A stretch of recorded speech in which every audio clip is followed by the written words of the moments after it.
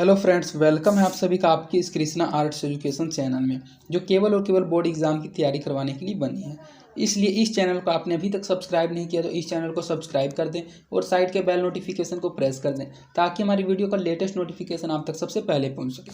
और अगर आप हमारे इस यूट्यूब चैनल पर नए हैं तो आप टेलीग्राम चैनल को भी ज्वाइन कर लें। टेलीग्राम चैनल का लिंक डिस्क्रिप्शन में भी दिया हुआ है और आप टेलीग्राम एप्लीकेशन में जाकर कृष्णा आर्ट्स एजुकेशन को सर्च करके भी ज्वाइन हो सकते हैं, क्योंकि इस चैनल का जो भी स्टडी मटेरियल आपको प्रोवाइड किया जाएगा वो टेलीग्राम चैनल के माध्यम से ही किया जाएगा। इसलिए आप टेलीग्राम चैनल को अवश्य ज्वाइन कर लें। तो चलिए इस वीडियो में आगे की ओर बढ़ते हैं। इसमें हम आपको कक्षा 10 का सामाजिक विज्ञान, जो कि सामाजिक विज्ञान का एक भाग है इतिहास हिस्ट्री, उसका 8वां और आखिरी पार्ट प्रेस संस्कृति एवं राष्ट्रवाद का सब्जेक्टिव क्वेश्चंस करवाने वाले हैं। और अगर आपने इसी चैप्टर का ऑब्जेक्टिव क्वेश्चंस का वीडियो नहीं देखा है तो आप डिस्क्रिप्शन में दिए गए लिंक हिस्ट्री ऑब्जेक्टिव क्वेश्चंस के प्लेलिस्ट में जाकर इसके ऑब्जेक्टिव क्वेश्चंस के वीडियो को भी देख सकते हैं। तो चलिए हम इसमें आपको सब्जेक्टिव क्वेश्चंस को पढ़ाते हुए चलते हैं। इसमें हमारा पहला क्वेश्चन है कि भारत में मुद्रण के आरंभिक इतिहास पर एक टिप्पणी लिखें। अर्थात जो भारत में मुद्रण की शुरुआत हुई थी तो इसका जो आरंभिक इतिहास था, इसके आरंभिक इतिहास के बारे में बताएं, इसके आरंभिक इतिहास पर एक टिप्पणी लिखें। तो भारत में छपाई का इतिहास पुर्तगालियों के आगमन के साथ ही आरंभ हुआ था। जब भारत में छपाई की शुरुआत हुई थी तो इस छपाई की शुरुआत जब पुर्तगाली भारत में आए थे, अर्थात पुर्तगालियों के आगमन के साथ ही आरंभ हुआ था। 16वीं सदी के मध्य में गोवा में पुर्तगाली धर्म प्रचारकों जेसुइटों ने पहली बार छापाखाना लगाया था। उन लोगों को ने स्थानीय लोगों से कोंकणी भाषा सीखकर उसमें अनेक पुस्तकें छापी थी। वे जो पुर्तगाली लोग थे, उन पुर्तगाली लोगों ने वहाँ के स्थानीय लोगों से कोंकणी भाषा सीखी थी और कोंकणी भाषा को सीखकर उसी भाषा में अनेक पुस्तकें छापी थी। 16वीं शताब्दी से ही कैथोलिक पादरियों ने तमिल भाषा में पहली पुस्तक को चीन में प्रकाशित की थी।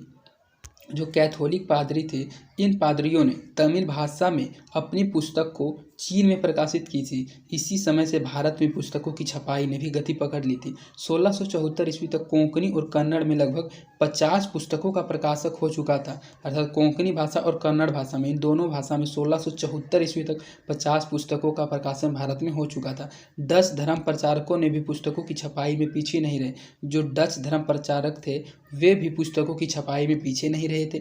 उन लोगों ने पुरानी पुस्तकों के अनुवाद सहित 32 तमिल भाषा की किताबें छापी। इस प्रकार भारत में पुस्तकों का प्रकाशन यूरोपीय धर्म प्रचारकों द्वारा भी आरंभ कर दिया गया था। तो इसमें यूरोपीय धर्म प्रचारकों ने भी पुस्तकों का आरंभ किया था। डच धर्म प्रचारकों ने भी पुस्तकों की छपाई से पीछे नहीं रहे थे, अर्थात उन्होंने भी भारत में पुस्तकें छापी थी। तो इसमें पूछा यही जा रहा है कि जो भारत में मुद्रण अर्थात छपाई की शुरुआत हुई थी, इसका जो आरंभिक इतिहास था उस आरंभिक इतिहास के बारे में बताएं। तो भारत में जो छपाई का शुरुआत हुआ था वह सबसे पहले पुर्तगालियों के आगमन से ही हुआ था, क्योंकि 16वीं सदी के मध्य में गोवा में पुर्तगाली जो धर्म प्रचारक थे, पुर्तगाली धर्म प्रचारक, उन्होंने सबसे पहली बार जेसुइटों में पहली बार छापाखाना लगाया था और उन लोगों ने वहाँ के स्थानीय लोगों से कोंकणी भाषा को सीखकर उसमें अनेक पुस्तकें छापी थी। 16वीं शताब्दी से ही कैथोलिक पादरियों ने भी तमिल भाषा में पहली पुस्तक को चीन में प्रकाशित की थी। इसी समय भारत में पुस्तकें की छपाई गति पकड़ ली थी और 1674 ईस्वी तक कोंकणी और कन्नड़ भाषा में लगभग 50 पुस्तकों का भारत में प्रकाशन हो चुका था। डच धर्म प्रचारक भी पुस्तक की छपाई से पीछे नहीं रहे थे और उन्होंने भी बहुत पुस्तक का अनुवाद किया था। लगभग 32 तमिल भाषा की किताबें छापी थी और इसी प्रकार यूरोपीय धर्म प्रचारक ने भी अपनी छपाई को आरंभ कर दिया था और इसी प्रकार का इतिहास है भारत के मुद्रण का। तो इसके बाद आपका नेक्स्ट क्वेश्चन है, तकनीकी विकास का मुद्रण पर क्या प्रभाव पड़ा। अर्थात जब तकनीकी विकास होता गया तो इस तकनीकी विकास के कारण जो भारत की छपाई थी, तो इससे पहले वाले क्वेश्चन में तो आपने उसके इतिहास के बारे में पढ़ा, लेकिन जब तकनीकी विकास हो गया था तो उसके कारण मुद्रण पर क्या प्रभाव पड़ा था। तो जैसे जैसे छपाई का प्रसार होता गया वैसे वैसे छापाखाने भी निरंतर सुधार किए गए, ताकि श्रम लागत और समय में अधिक से अधिक छपाई की जा सके। जब तकनीकी विकास का शुरुआत हुआ था तो उस तकनीकी विकास की शुरुआत से ही छापाखाने में भी निरंतर सुधार किए गए थे, ताकि कम श्रम में अर्थात कम मेहनत और कम लागत में ही और कम समय में ही अधिक से अधिक छपाई की जा सके। 18वीं शताब्दी के अंतिम चरण तक धातु के बने छापेखाने काम करने लगे थे। 19वीं-20वीं सदी में छापखाना में और अधिक तकनीकी सुधार किए गए थे। 19वीं शताब्दी में न्यूयॉर्क निवासी एमओए ने शक्ति चालित बेलनाकार प्रेस का इजाद किया था। इसके द्वारा प्रति घंटा 8000 ताव छापे जाने लगे थे।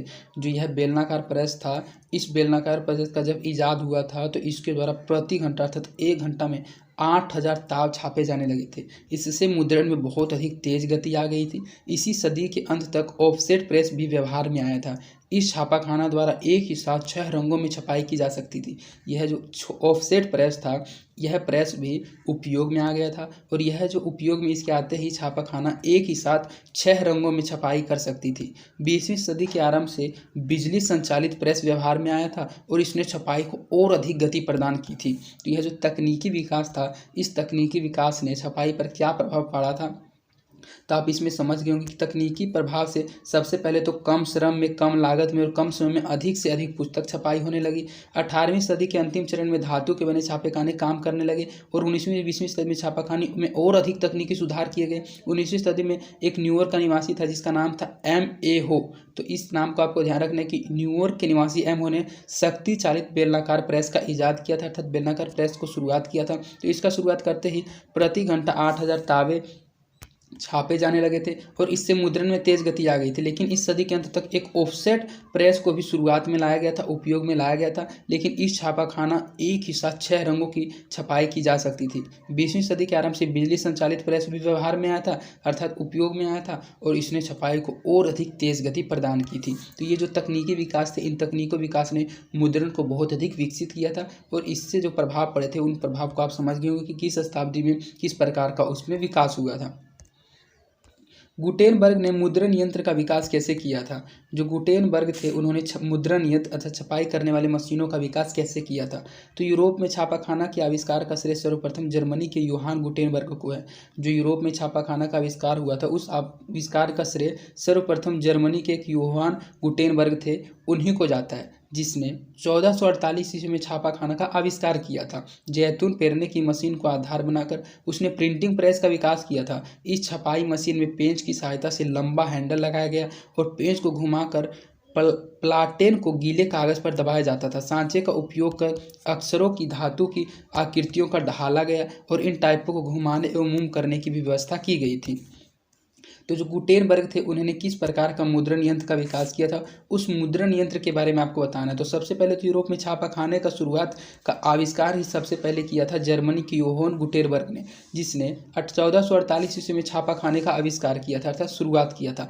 जैतून पेरे ने मशीन को आधार बनाकर उसने प्रिंटिंग प्रेस का भी विकास किया था और इस छपाई में यह जो छपाई मशीन था, मुद्रण यंत्र, इसमें पेंच की सहायता से एक लंबा हैंडल लगाया गया था और पेंच को घुमाकर प्लाटेन को गीले कागज पर दबाया जाता था और सांचे का उपयोग कर अक्षरों की धातु की आकृतियों को ढाला गया था। इन टाइपों को घुमाने अर्थात मूव करने की व्यवस्था भी की गई थी। तो इसी प्रकार गुटेनबर्ग ने मुद्रण यंत्र का विकास किया था।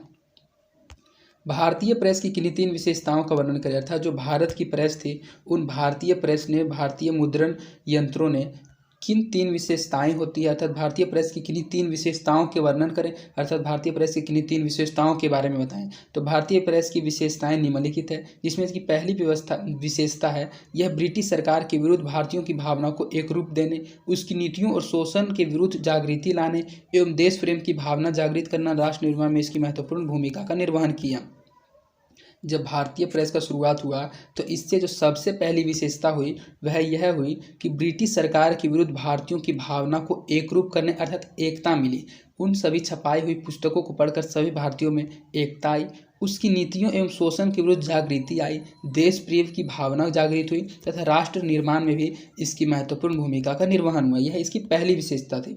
दूसरी विशेषता है, इसके द्वारा न्यायिक निर्णयों में पक्षपात, धार्मिक एवं सामाजिक सुधार आंदोलनों को बल मिला तथा भारतीय जनमत भी जागृत हुआ।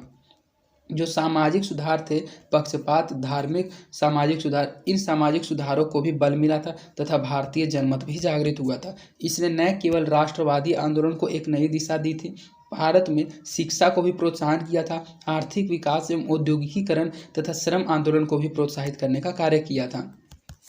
तो जो आप पढ़ रहे हैं कि जो भारतीय प्रेस था, इसकी किन्हीं 3 विशेषता। तो पहली विशेषता थी कि इन्होंने ब्रिटिश सरकार के विरुद्ध सभी भारतीयों को एकता प्रदान की थी, देश प्रेम की भावना जागृत की थी। इसका जो दूसरा विशेषता था कि यह पक्षपात, धार्मिक तथा सामाजिक सुधार के आंदोलन करने का बल मिला था। और इसकी तीसरी विशेषता थी कि सबसे पहले इसमें शिक्षा को प्रोत्साहन मिल गया था, क्योंकि जैसे जैसे छपाई शुरू हुई थी, उस छपाई की शुरुआत से पुस्तक छपने शुरू हो गए थे और उन पुस्तकों के माध्यम से शिक्षा को प्रोत्साहन मिला था, आर्थिक विकास हुई थी तथा औद्योगिकीकरण तथा श्रम आंदोलन को भी प्रोत्साहित करने का कार्य मिला था। तो ये 3 ऐसे विशेषताएं थी जिन्होंने भारतीय प्रेस के बहुत अधिक भारत को विशेषता प्रदान की थी, भारत की आर्थिक स्थिति को बहुत अधिक मजबूत किया था।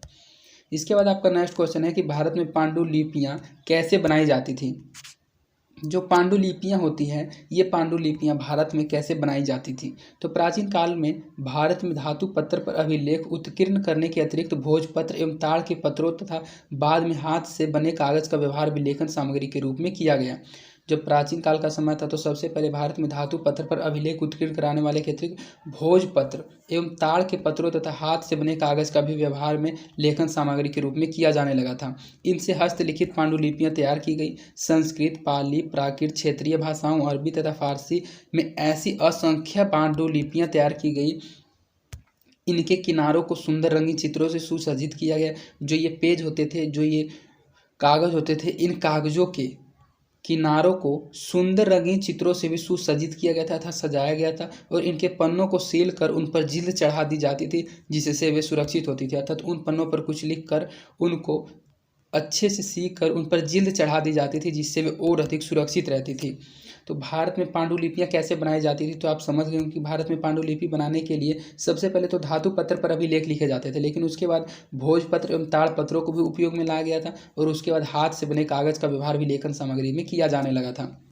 इससे हाथ से लिखी गई पांडुलिपियाँ तैयार की गई थी। संस्कृत, पाली, प्राकृत, क्षेत्रीय भाषाओं, अरबी तथा फारसी में असंख्य पांडुलिपियाँ तैयार की गई थी और इनके जो किनारे होते थे, इनके किनारों को रंगीन चित्रों से सुसज्जित किया जाता था अर्थात सजा दिया जाता था और इनके पन्नों को सील कर उन पर जिल्द चढ़ा दी जाती थी, जिससे वे सुरक्षित रहती थी। तो इसी प्रकार भारत में पांडुलिपियों का निर्माण किया जाता था। वर्नाकुलर प्रेस एक्ट पारित करने का क्या उद्देश्य था। यह जो वर्नाकुलर प्रेस एक्ट था, इस प्रेस एक्ट को पारित करने का अर्थात लागू करने का क्या उद्देश्य था। तो वर्नाक्यूलर प्रेस एक्ट पारित करने का मुख्य उद्देश्य था वह निम्नलिखित है। सरकार वैसी कोई पत्रिका अथवा समाचार पत्र को मुक्त रूप से प्रकाशित नहीं होने देना चाहती थी जिसमें सरकारी व्यवस्था और नीतियों का आलोचना हो तथा भारत में उभरते राष्ट्रवाद के प्रसार को रोकने के लिए। तो यह जो वर्नाकुलर प्रेस एक्ट था, यह इसीलिए पारित किया गया था कि सरकार वैसी कोई पत्रिका वैसी कोई पत्रिका अथवा समाचार पत्र जिसमें सरकारी व्यवस्था एवं नीतियों का आलोचन किया गया हो, वैसी पत्रिका को प्रकाशित नहीं होने देना चाहती थी और भारत में उभरते राष्ट्रवाद के प्रसार को रोकने के लिए। अर्थात भारत में जब इन सभी वर्नाकुलर प्रेस एक्ट के कारण भारत में बहुत अधिक राष्ट्रवाद का उदय हो गया था, तो उस राष्ट्रवाद के उदय को रोकने के लिए ही वर्नाकुलर प्रेस एक्ट को पारित किया गया था। तो यही उद्देश्य था वर्नाकुलर प्रेस एक्ट को पारित करने का। यंग इंडिया समाचार पत्र के बारे में बताएं। तो यह जो यंग इंडिया समाचार पत्र था, यह समाचार पत्र क्या था, इसके बारे में बताएं। तो यंग इंडिया अंग्रेजी में प्रकाशित समाचार पत्र था। यंग इंडिया अंग्रेजी भाषा में प्रकाशित समाचार पत्र था। इसका प्रकाशन 1919 ईस्वी में अहमदाबाद से हुआ था। इसके संपादक थे महात्मा गांधी थे। इसके माध्यम से महात्मा गांधी ने अपने विचारों तथा राष्ट्रवादी आंदोलन का प्रचार जन जन तक किया था।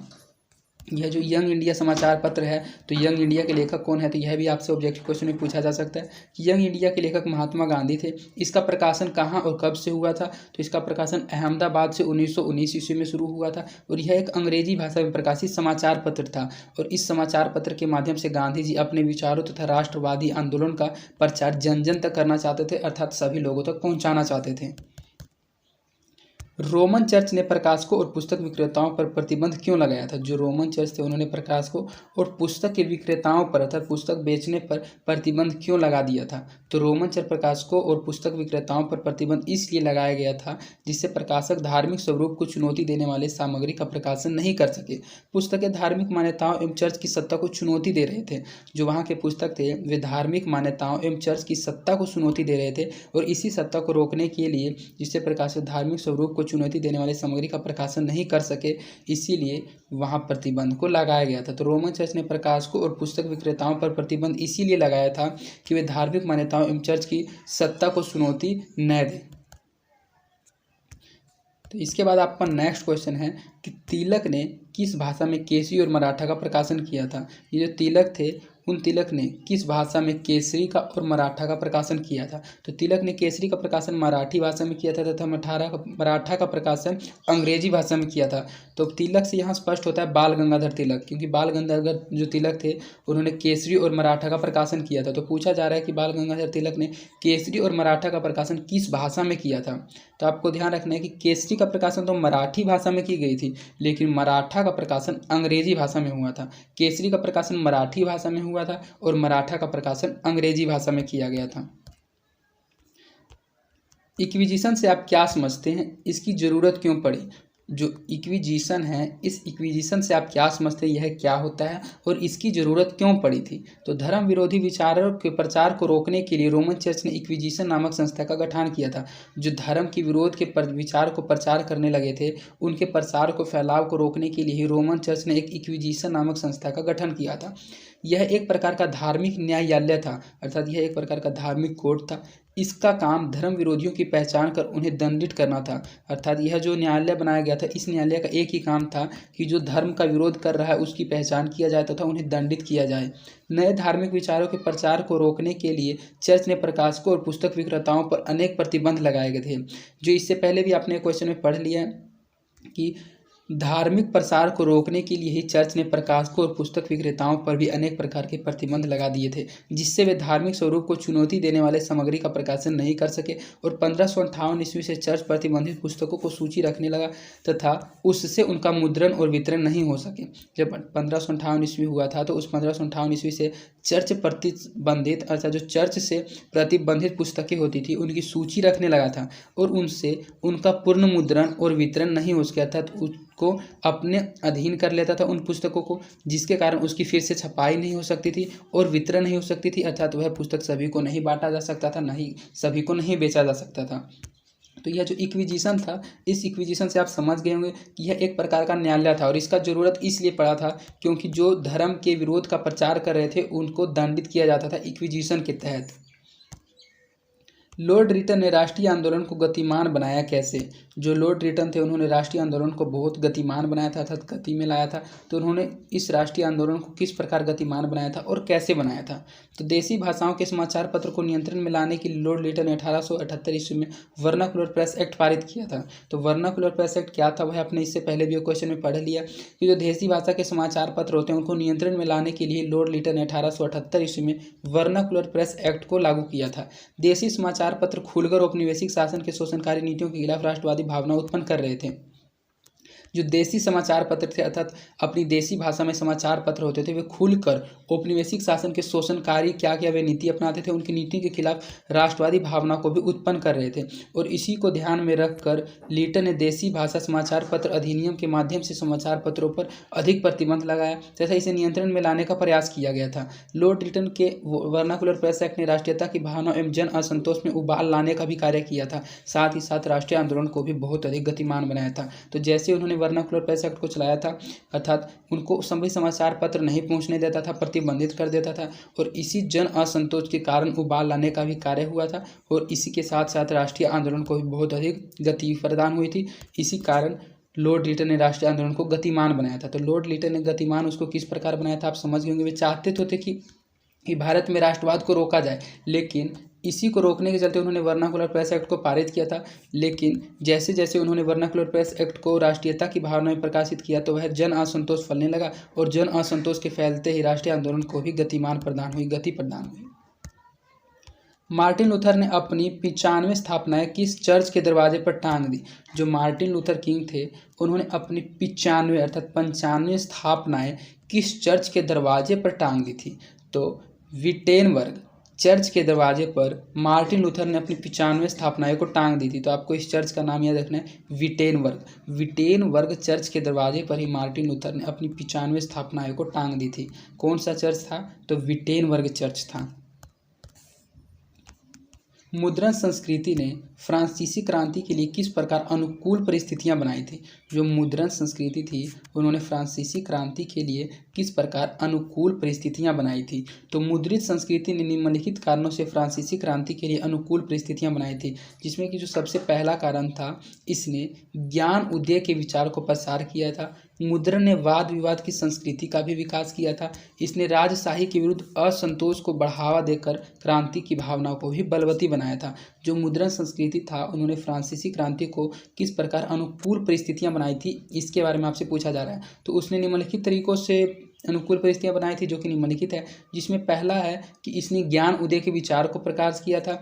मुद्रण ने वाद विवाद की संस्कृति का भी विकास किया था। इसने राजशाही के विरुद्ध असंतोष को बढ़ावा दिया था और उसी के साथ साथ क्रांति की भावना को भी बलवती बना दिया था।